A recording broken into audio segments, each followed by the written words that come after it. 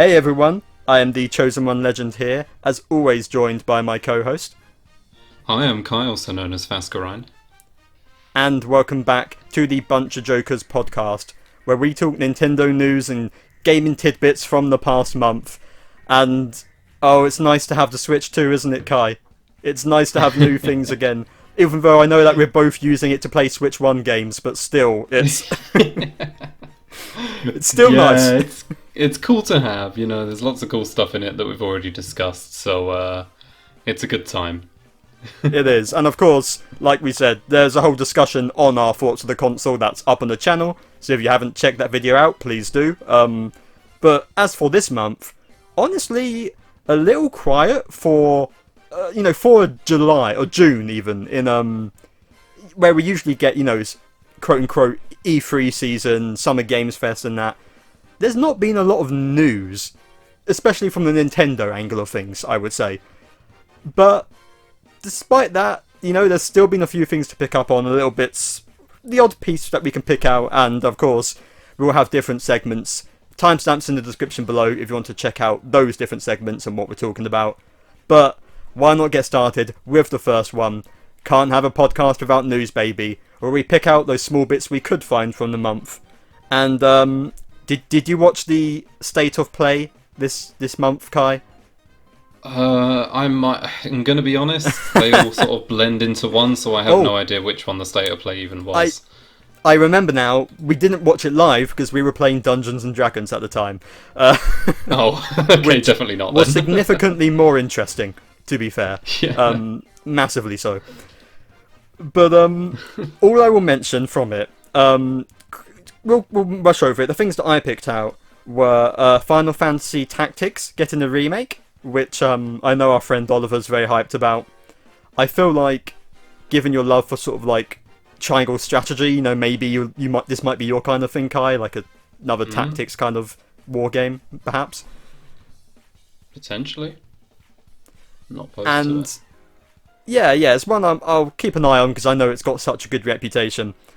And the other one is that AstroBot is getting more free levels, or at least, I'm not sure if they're speedrun levels or just challenge runs, but more free content's always good. I'm just fearing the day that you get the game and then I'm in a bloody speedrun battle again. It's It will come one day. It will. I know you're ahead of me right now in the original AstroBot speedrun times. It's just getting the effort. When I get to it, I'll do it, but it takes time because Well, it's tough. Like in AstroBot, we're both on the original at least. We're both in. I am at least in top 5,000 world now. I think. Yeah, I think purely. I would never have done that before. It's purely driven by wanting to be number one on the friends tab that we've managed to do this. So I don't know. Crazy. I know I'm using this to talk about completely off-topic things from the PlayStation Direct. That shows how interesting it was.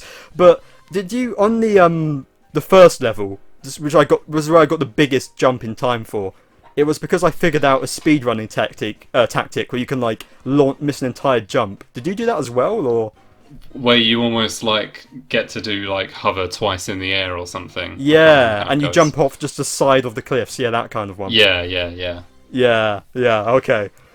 I thought it wouldn't take you long to figure that one out, but No, yeah, I managed to. I did it on accident, on a completely different level, and then realised, that gap's conveniently sized. We'll get back to it then, but that's really it on the PlayStation things. I guess the other one I'll mention that we'll breeze over is Summer Games Fest, which I did watch. Again, maybe some cool stuff like a new Resident Evil for those who care. It wasn't bad or badly paced or anything. Just not much for us to talk about. But I still can't get over that they did the HATSUNE MIKU is that you moment for Sonic Cross Worlds. The fact it was identical. They showed the guy from Sonic Raiders and then they randomly here's HATSUNE MIKU playable in Sonic Cross Worlds. They knew what they were doing. Yeah, true. They must have. That's such a big hitter for them, actually, as well. Though, that's going to be huge. It's I mean, not just HATSUNE MIKU, but Joker and I think Ichiban from Yakuza, and SpongeBob and Patrick. They've done now. everyone, yeah. Like there's just like the thing is, it's not a Sonic racing game at this point, really, is it? Let's be honest. Like No. this is the equivalent of like the Mario Kart being Smash Bros. Kart. Like it's not a bad thing that Sonic wants to do that. I think it's a little bit of a weaker franchise where it kind of needs to do that, but they rather than just introducing random characters, they're like, no, let's just get like HATSUNE MIKU. It's crazy, but it works really well. Yeah, like, I'm not gonna lie, if this was just the cast of Sonic characters, this would not have been on my radar, and let's be real, it would have been entirely overshadowed by the new Mario Kart. And I don't think it will be anymore. Like, Mario Kart's still gonna do well, it's not gonna disrupt that, but I think that has had enough, that alone gave it enough, like, talk on the internet. It got people tweeting about it, it got it left in people's minds that it will probably help this game actually do well, so fair play to them, I suppose.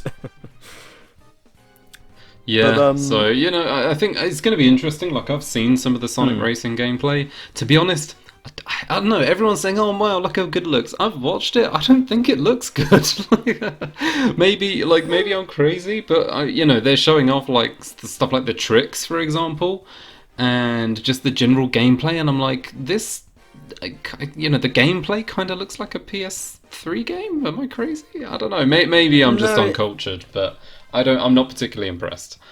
It doesn't look, and I know they are better because I have played like Sonic Transforms, the first one back in the day, and it wasn't bad. But it does, just looking at it, it kind of looks like, Nickelodeon kart or whatever. Not quite Garfield kart levels, but it looks like one of those knockoff races.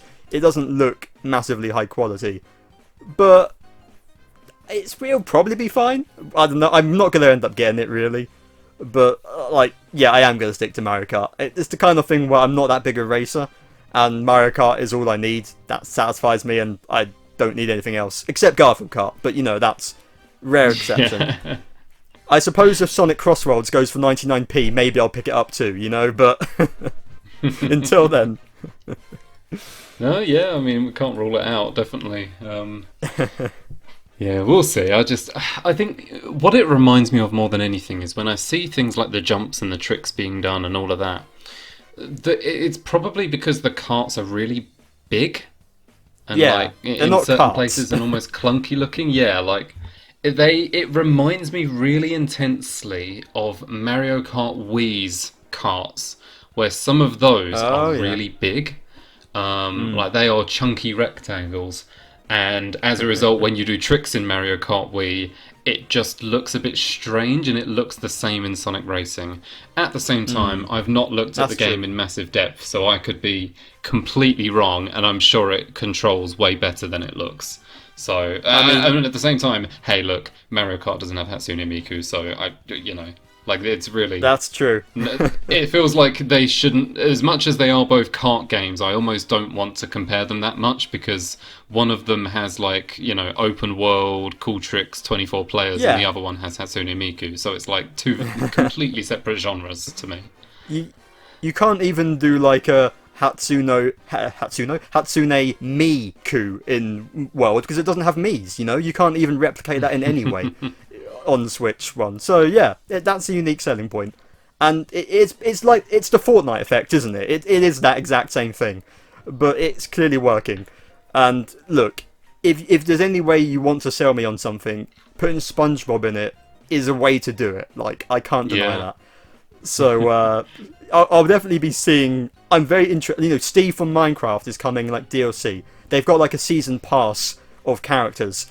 So, I'm definitely going to be paying attention to who's in it, Whether I get it or not, it's going to be on my mind in some level.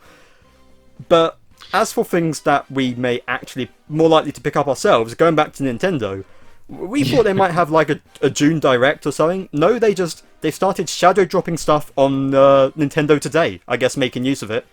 Starting with a brand new Splatoon game, Splatoon Raiders, which seems to be a spin-off that I think looks single player, like a single player game. We don't really know a lot, do we? It's very vague. No, it's very, very strange, and like we didn't get to see too much gameplay. Like we know it's the core Splatoon physics. They've probably imported the same, game model over. and the engine and all of that.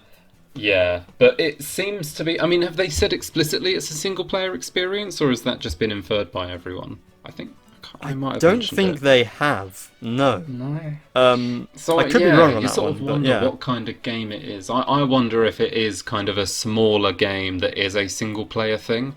Let me pull... I've got the trailer on here somewhere just to use as a point of comparison. It shows them being like stuck to like an island and trapped on some place. The description might have given a bit more to it about they're stuck here and need to find a way out or something. Which the general feel of it was definitely single player.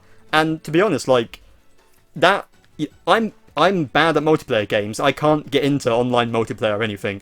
So I usually breeze through the Splatoon story, play like 10 games of the online and give up. So this is more for me. Like this is if it is a single player campaign, this is the kind of thing that I personally would want from Splatoon more than Splatoon 4. So I think there's definitely an audience for this kind of thing to do spin-offs. You know, it's big enough a series now that they can comfortably do spin-offs. And whatever this ends up being, I am glad that they're deciding to explore that in some way. Yeah, I do kind of like it. And I mean, looking at what we have, I'm just seeing, it seems like you've got a hub area of sorts, which is kind of this, little ship that you can use. And you've got Fry and Shiver and Big Man, from the crew of Splatoon 3. So it's just kind of wondering what's the gameplay going to be. Now, one of my immediate thoughts was something along the lines of games like Pikmin and Mario and Luigi Brothership, actually. Where in both of them, you've got certain areas that you go to across, a massive ocean or equivalent or massive landmass.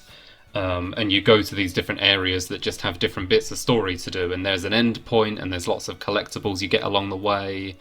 And it's kind of this open, sets of open maps kind of deal. You get upgrades along the way. There's, instead of like the Pikmin caves, you have the missions that you have in Splatoon 3 single player. Like, I'm wondering if that's the route, is it's kind of actually going the open world route.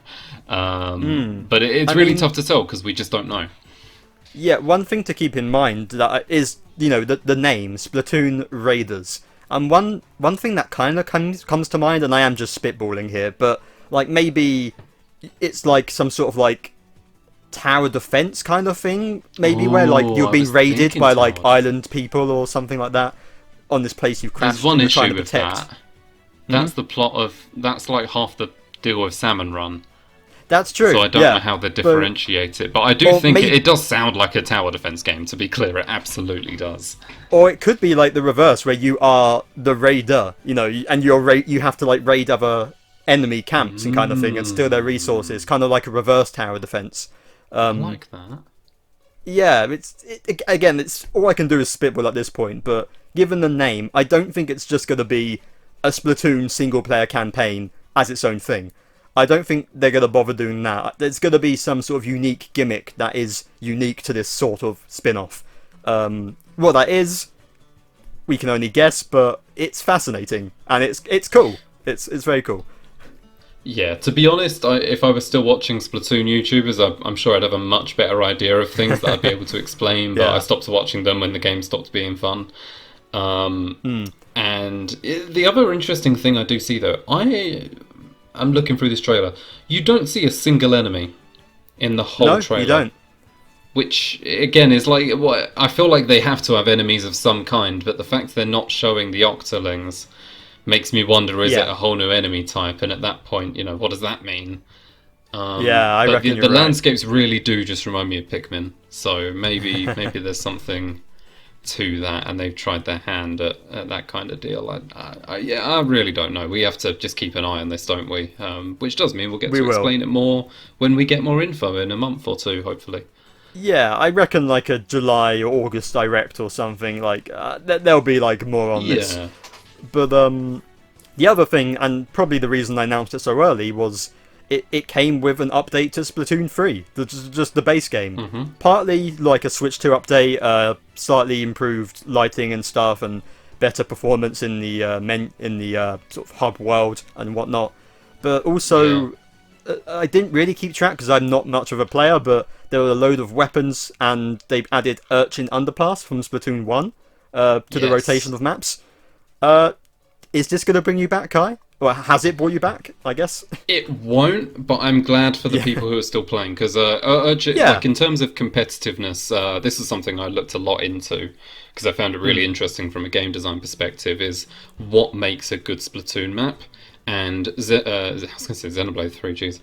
Splatoon 3 really struggles with its maps, because it made a ton of them really narrow corridors without many options other than just everyone clashing in the middle. Like, generally the maps are better when there's a lot of variety in the way you can approach the opponent.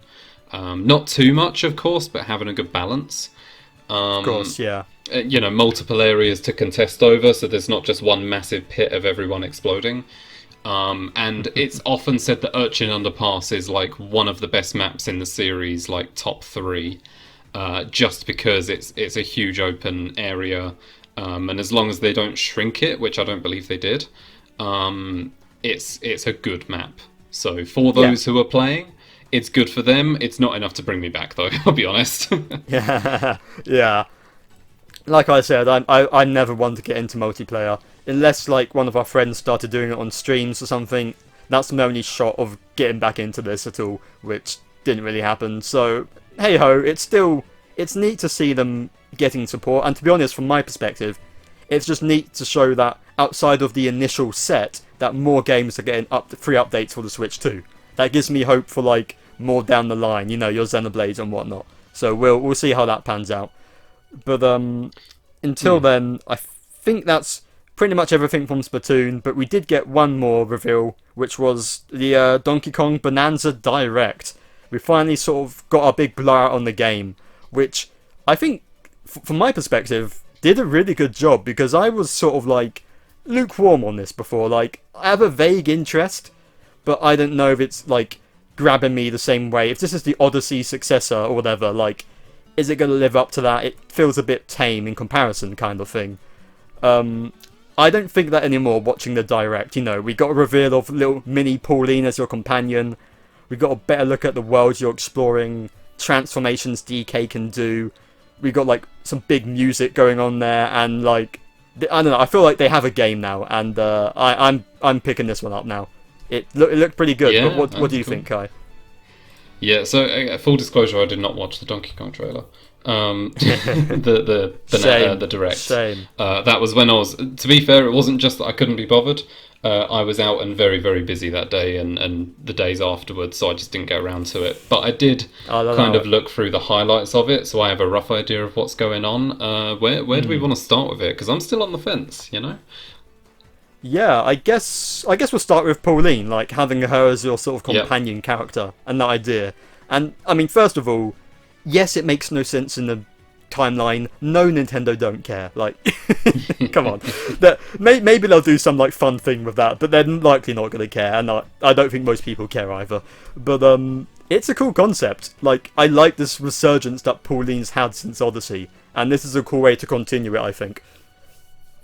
Yeah, I think it's. I like, from a sort of storytelling perspective, I do think it's a very good idea. Is like, obviously Pauline is going to be tied to the Donkey Kong series naturally. So to bring Pauline back in this is like, every let's be honest, every game of this type needs a little companion that comes along with you, whether it's Navi all the way up to Cappy. They all need someone along those lines, and I was kind of fond of the little rock guy, to be honest, and maybe we still get a costume for that, but having Pauline in here makes complete sense. The new design is interesting, it fits what you need in this kind of game, and it adds to the story as well, because you need someone who can speak, so I mean, I like it. I think it's good. We haven't had, like, fully voiced characters in a Mario game like this, since Sunshine, which, So, having her have, like, full dialogue lines in cutscenes is quite cool. And it does feel like it's giving this game more of, like, not that it's going to be a story-focused game ever, but it's given itself more of an emotional core, a sort of a reason for the adventure. I can imagine things like, and again, especially with the music coming off, which we've got, of course, it's the same voice for Pauline, so it's the same vocalist for the songs for Odyssey, and you know that's going to go well. I mean, I can only imagine the finale of this game. Given what they did with Odysseys, they're going to do something crazy cool, and I just know they're going to, and I can't wait to see it. Yeah, based on the game presentation so far, I think like already the ending of this game is going to be elite.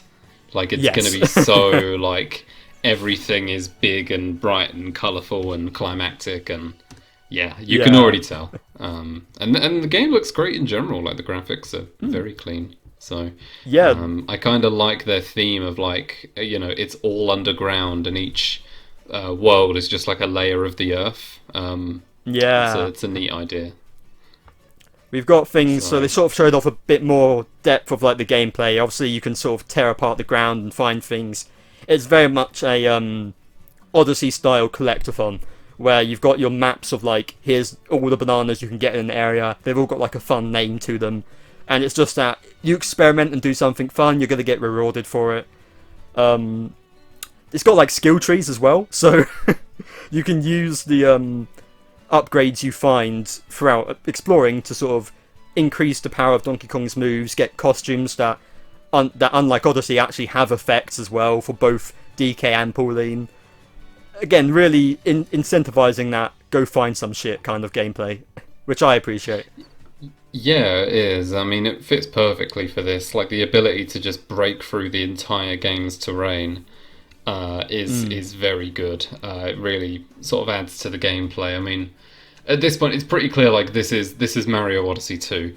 I've seen many people say this is a prequel. With Pauline in there, being sort of the idea of they do all of this and then they use all of the money they made or whatever else connection you want to make to build New Donk City.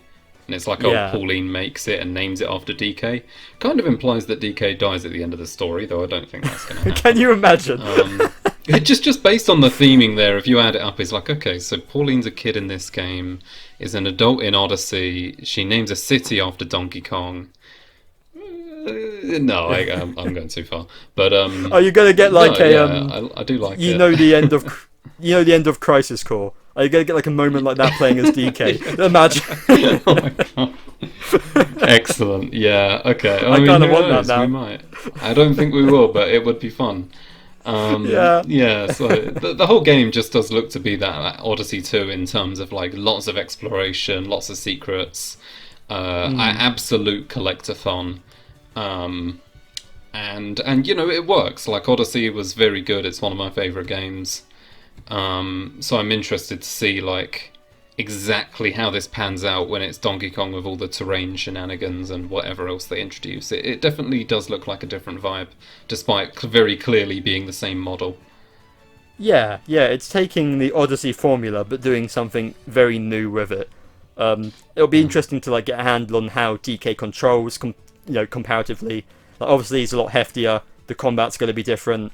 He can do like roll jumps and he can climb up things, so he's got a bit more momentum than Mario, I suppose, which will be cool to see how that plays out.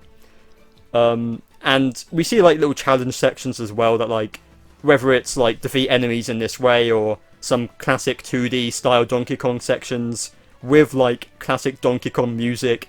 We even hear the DK rap in there at one point. Like, they know what they're doing. If this game's gonna like celebrate Donkey Kong music to any Raider level that Mario Kart has celebrated Mario music, we're in for a treat.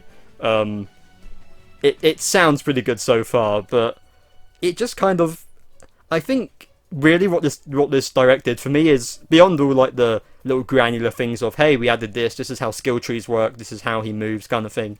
I think it just made the game seem like more than just conceptually play as Donkey Kong, like, oh, this is fun. It just seems really fun and vibrant, I guess is the best way to put it. So it looks more fun than Country Returns, I'll say that. Yeah. It seems less difficult than Country Returns, so that would be nice. But yeah, do you think you'll pick this up, Kai? Are you still on the fence, you said? Yeah, I'm not sure. I do think the 3D format does lend itself to DK quite well, actually, just on the basis of, like, it's got big arms. Big arms swinging in 3D has more impact than big arms in 2D sort of vibe. So I think a lot of this works, and if it is following this Mario Odyssey formula, which it kind of is, then that's a huge plus for me. It does look like a game I'd enjoy. I think it's mainly a question of backlog, to be honest with you. Like, yeah, we have a release date, don't we? We got one at the end, if I remember right. I think it's 17th of July. That's in like 2 weeks. There is not a chance I'm picking this up in 2 weeks. It might be one that I get like around Christmas. I'm gonna say, like, it's not a release date one for me, but I wouldn't be opposed to picking this up later down the line. I think maybe once it's come out and I've seen a little bit more like authentic gameplay, then I can form a better view on that. But I'm gonna keep an eye out on it. I do have games in my backlog that I should get around to, but I should have finished Persona 5 Strikers, which I'm currently playing by then. So it kind of lines up for me, like, yeah, I might as well go straight into this one. Why not? Get a new game for the Switch 2 now that I've, kind of exhausted Mario Kart in a lot of ways. But, yeah, and obviously I'll talk about it here, and I can give you my thoughts, Kai, so I can let you know how much I think you'll like it and whatnot when I get around to it. Excellent. But, Great. Okay. Yeah, we'll keep an eye out for that one, and that is pretty much all we have for this month. That's all the major news, so I think it's about time. Speaking of that backlog, let's get to games time, baby, where we talk about the games that we've been playing over the past month, or so, roughly a month. And why didn't you start things off, Kai, with something that you've been playing? Okay, I'll start off with one that I've mentioned before, but so I'll get into it. Slice and Dice is a game that I bought the demo for. I say bought, I downloaded the free demo for it back when it was in like one of its betas years and years ago. Like, I can't even remember when. It was a long time ago. And I really enjoyed it. The demo was fun. It got, you could play little bits of the game, but not too much. You could do like a smaller basically the main game normally has 20 levels, and if you beat them all you win, and the demo has the first 12, and then it stops. You sort of stop before you get into the really good stuff. But I really enjoyed it, like even in the demo form, because I knew everything that was in the demo at that point. There's quite a lot still, and it was a very digestible thing where I could finish a run of it in like 25 minutes. So very good for just picking up and playing randomly. And it got to the point where I have now beaten that demo. I think it's around about 150 times.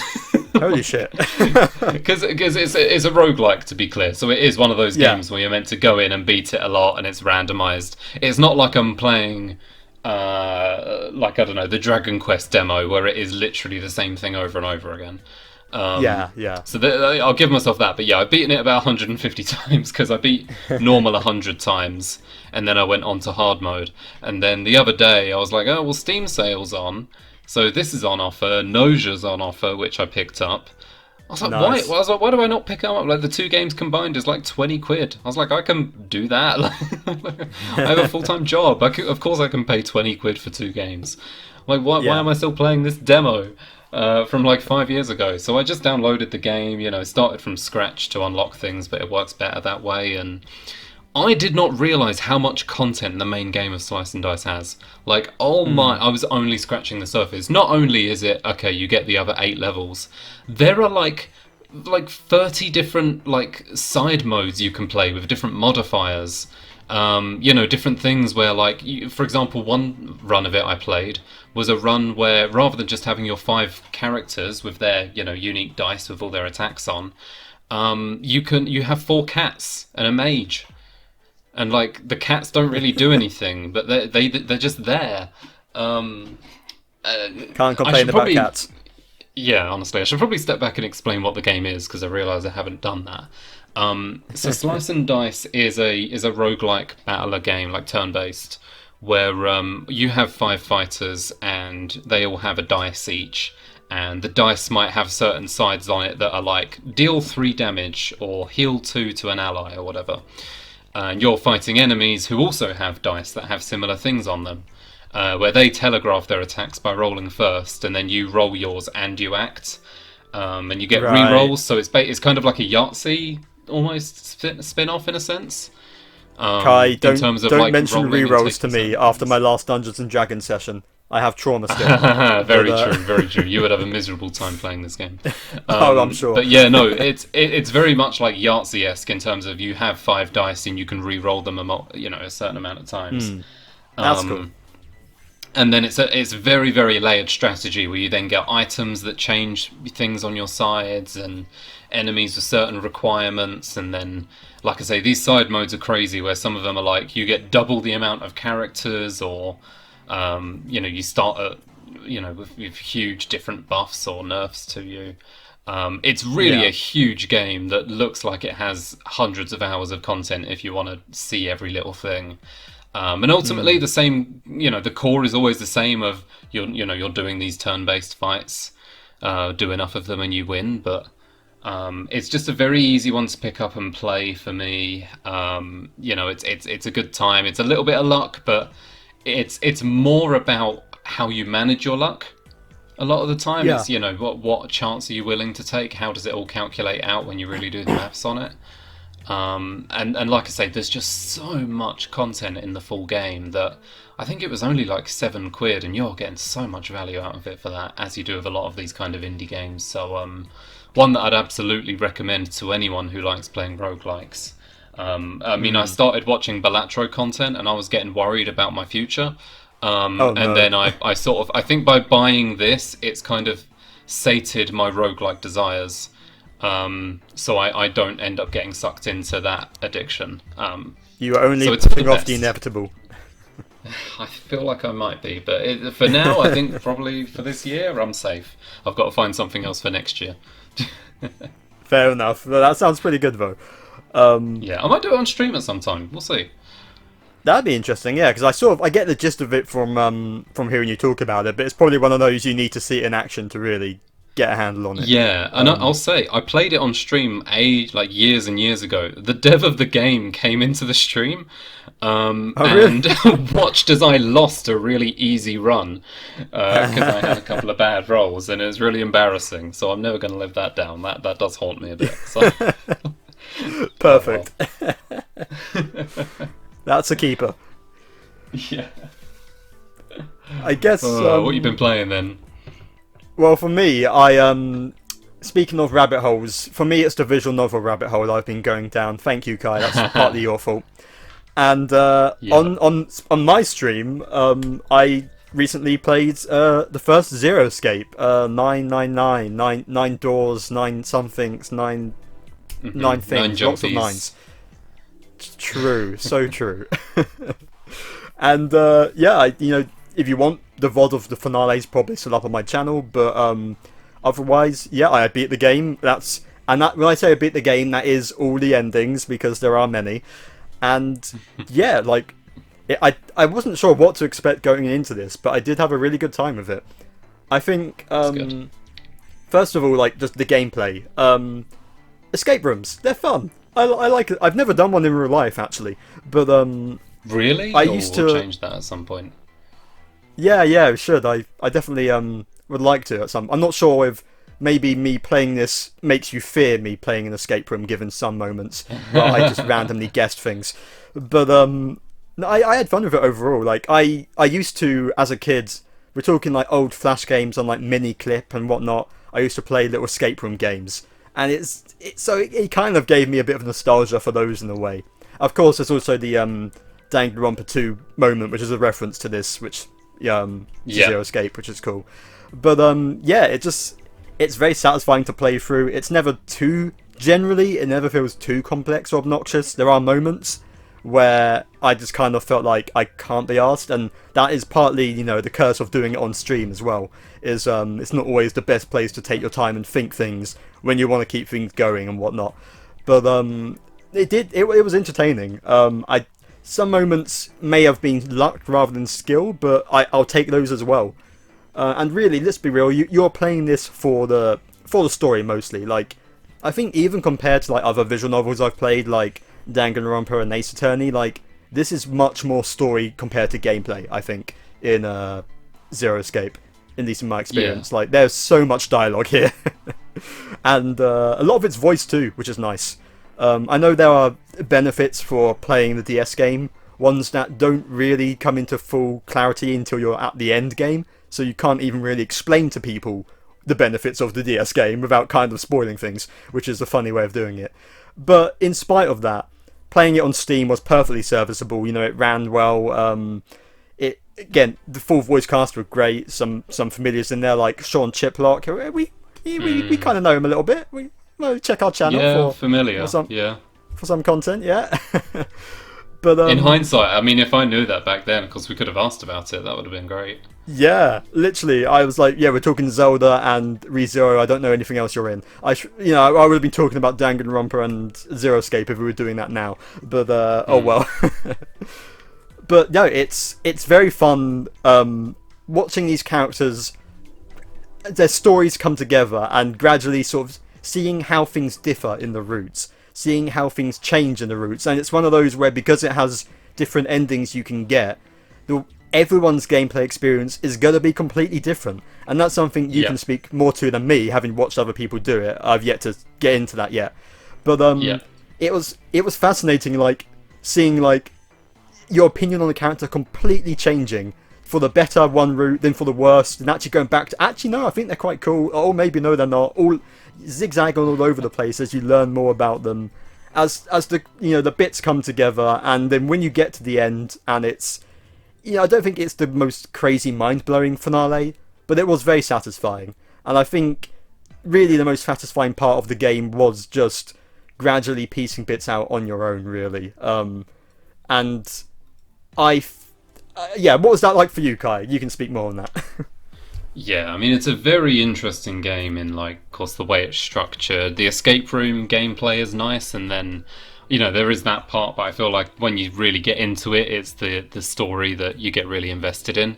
And the escape rooms are often just a sort of a means to, bridge the gap. Pretty much. And they work well. It's a very, very different one. And yeah, the different routes you take is really the core.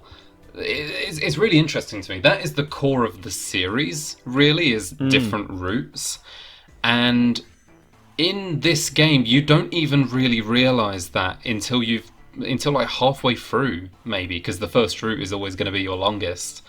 I just find that a really cool concept where, like, most of the time you don't realize that is the core idea of the series, and most new players will not realize that. I guess you didn't really know too much about that. Like, you knew that there were different paths to take, but I'm guessing didn't put that much committed thought into it.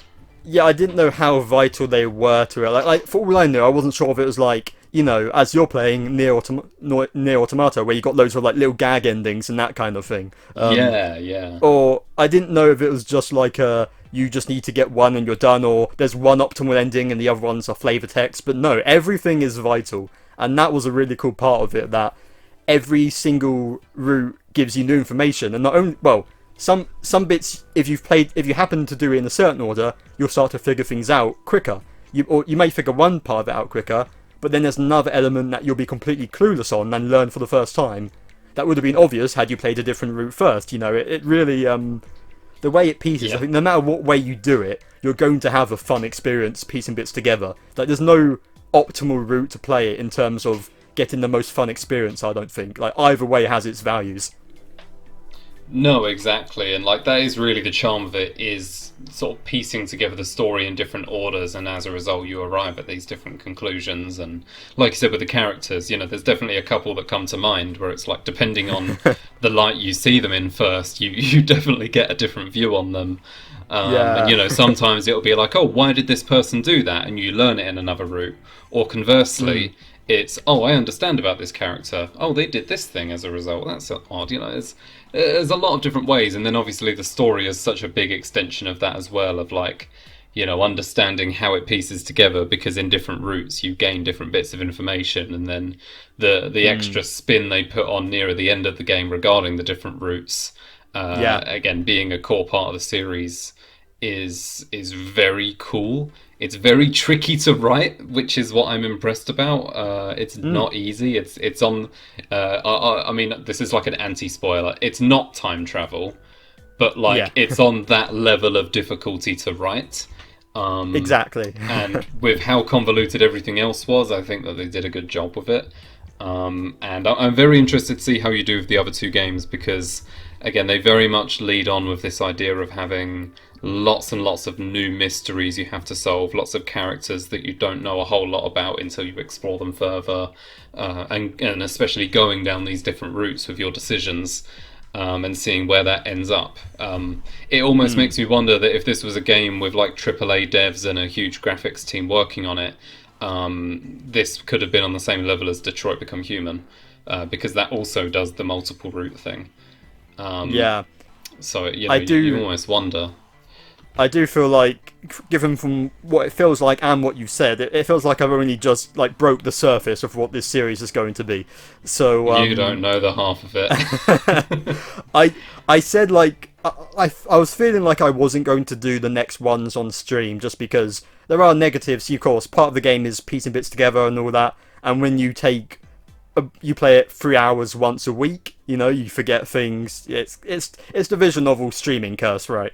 But at the same time, I really did enjoy playing it with everyone experience at the same time, and I think it also benefited from, it's one of those games where sometimes having someone explaining things to you is helpful, or at least putting things into perspective. So I might cave and do the next one on stream. We'll see. It won't be for a little bit, but I'm very tempted. But either way, I love this series. It's very unique. I don't think I've ever played anything quite like it, and I'm definitely all on board for the next ones. Intrigued, very intrigued, but also a little scared, which is a healthy combination, I think, for this series. Yeah. So I think I'm very, very interested to see how you do with the next two games. The next one in particular is, again, I definitely see it as the core of the series in terms of all the information you learn. And it's long and has a lot of dialogue and a lot of stories, so strap in, be ready. Do not blame you for not wanting to stream it, because it's going to be a long one, but it's very enjoyable, and there are certain very specific points in the game where you very much have like a click moment, where you're like, oh, this is getting very interesting now, I wasn't expecting that. And they do mysteries well. Like, even the third game I've been rewatching, and as low budget as the third game is, it does introduce a lot of very cool mysteries that get solved in the end. A lot of cool twists. So it's a good series. I'm interested to see where you develop from here. But yeah, you've definitely played the one that is the best at sort of creating a nice, almost self-contained story, with a cool cast of characters. Good new voice acting, and some okay puzzles too. Yeah, definitely would recommend trying it out and go into it knowing nothing. That's the best way to do it. But that's really it for me on this. Now, Kai, did you want to talk about your other game?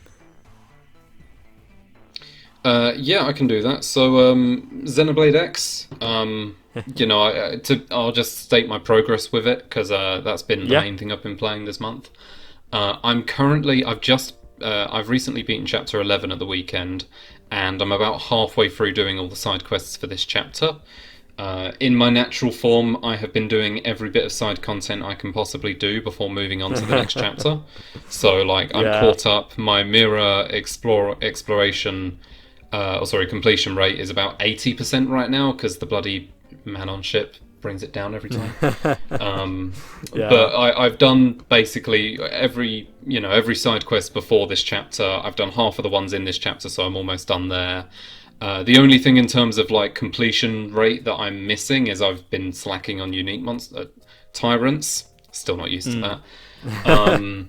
Every time. So I'm getting there. I'm 80% through. And I'm hoping that, definitely by the end of this month, I would like to have the game 100%ed. And as for my thoughts on it, again, I'm very, very far through.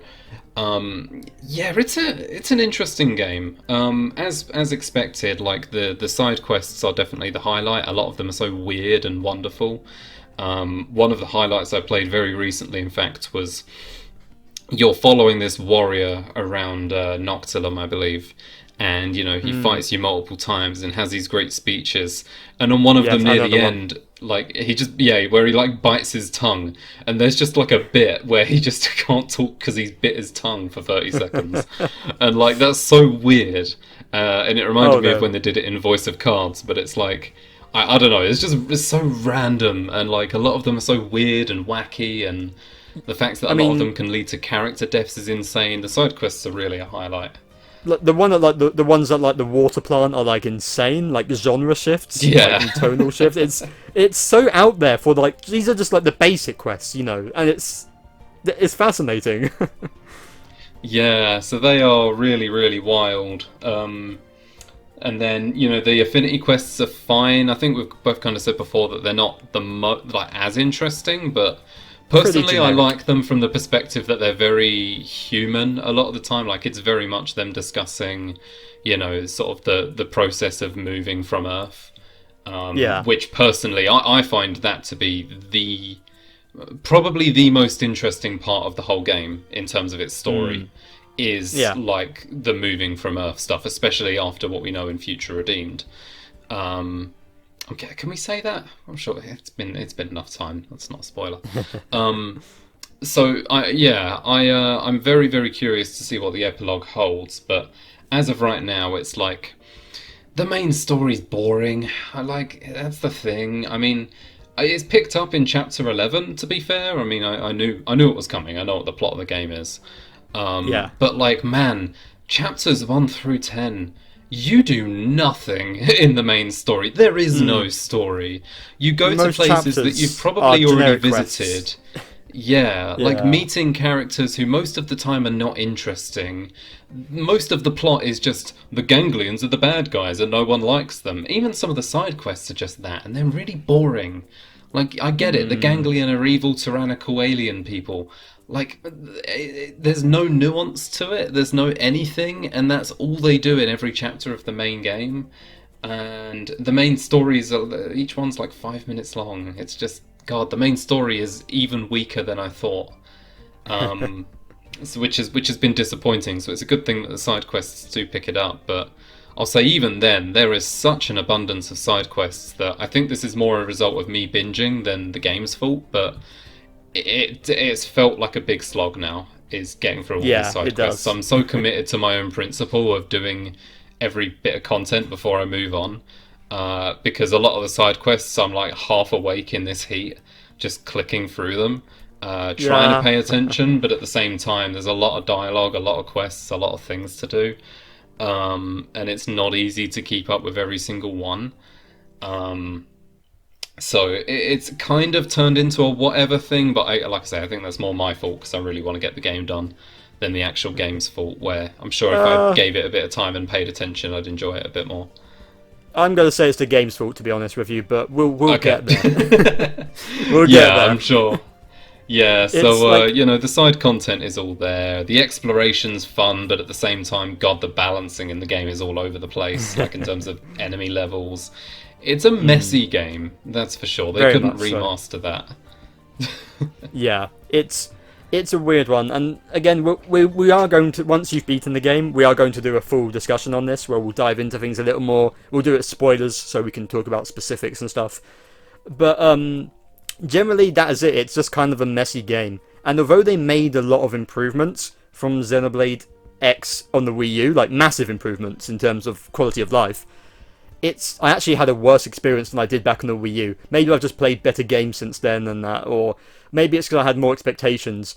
But the game is worse than I remembered it being. And I still liked it overall. Like, I had a good time enough with it. I know I put 100 hours into it, but to be honest with you, I just haven't thought about it since I put it down, and I don't think I'm ever going to think about it again.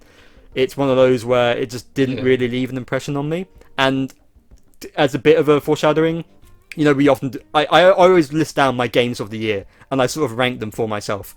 I don't think X is making top 10 this year. I don't think top 10. It's probably making. It's not making. It's like number like 8 out of 10 already. No, really 8 out of 9. Wow. The only game I put lower than it is Ultra Despair Girls. So, and I'm not gonna lie, Kai, it was close. So, Oh my god. I don't even know if I've played 10 games this year. I need to check. yeah, some of them are short, but but yeah. Yeah, no, I think it's fair though, is that it really doesn't have that much that's memorable. You know, there's a couple of highlights, but what are a couple of highlights in a game that I've spent 130 hours playing? Is it worth it, you know? I feel like parts of it also, like, if you're really into like MMOs, it's kind of got a bit of a that feel to it, the kind of quest you get in one of those. But I don't know, it didn't do much for me. But again, we'll get there when we can talk spoilers. But maybe next month, we'll see. Yeah, so I'm sure we'll go into more detail with it there, but I do definitely see where you're coming from. It's just, it does struggle to leave a massive mark, and you know, even in the gameplay, like I don't click with I'm all right with the gameplay, but I've used the exact same ASRs since the first 20 hours of the game. I do the exact same thing in every single battle. Even when getting skills, it's like, okay, I've got 5 arts and I'm just going to spam them all. Like, yeah, there's really not much to it. Even its equivalent of chain attacks is basically spam arts, you know. So it's it's yeah, it's sort of, that was my tactic. Yeah.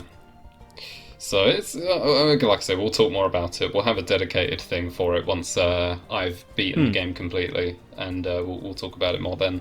But for now, It's like, you know, it's getting there. I'm not having a bad time. It's just, it can get very boring on occasion. yeah, I know what you mean. It'll be interesting. I'll definitely be interested to see when you get to like the new epilogue and stuff, and your thoughts on that will be fascinating. But that's a tease for next time, I suppose. So, if are you? Is that all your thoughts, Kai? Are you about done? Yeah, pretty much. Yeah. In which case, we'll end things here. You know, you told me it was going to be a short one, Kai. I told you jinxed it, and you did. True. That's true. But hey, not too bad. We had some interesting conversations here. Of course, you know, Zero Escape, Xenoblade, both things with a lot to say about them and whatnot. So, of course, we will be back for next month, first Sunday of each month. We have our main podcast like this, of course, and we do extra videos, reactions to directs, gameplay. Maybe we'll get to Trine 3 one day, you know. We got more will be coming, so stay tuned to that here on BunchaJokahs, audio-only versions of the podcast on Spotify and in videos on YouTube.